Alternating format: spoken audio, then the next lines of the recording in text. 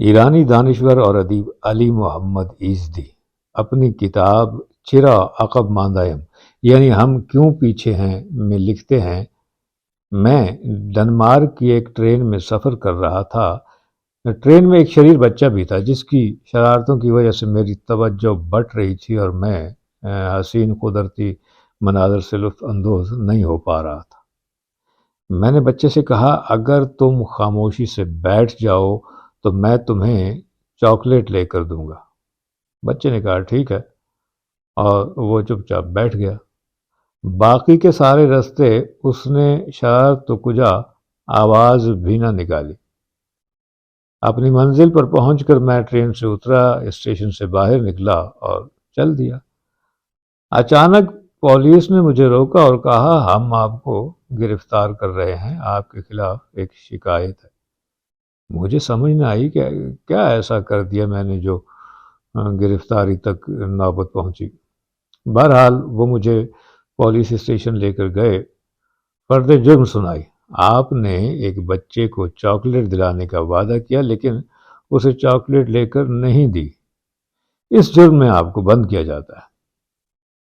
مجھے حوالات میں بند کر دیا گیا۔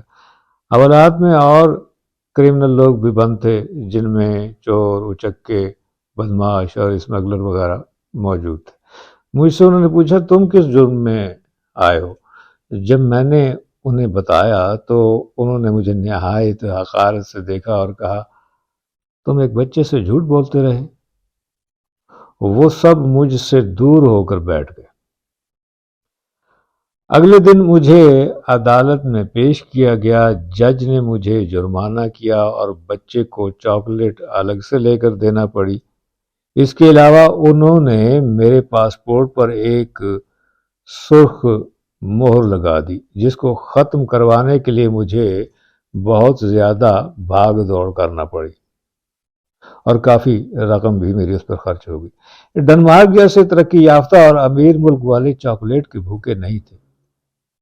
انہیں اپنے بچے کی تربیت کی فکر تھی۔ انہیں یہ خوف تھا کہ جو میں نے کیا اس سے بچے کا اعتماد بڑوں سے اٹھ جائے گا اور کل وہ اپنے والدین کی بات کا اعتبار بھی نہیں کرے گا۔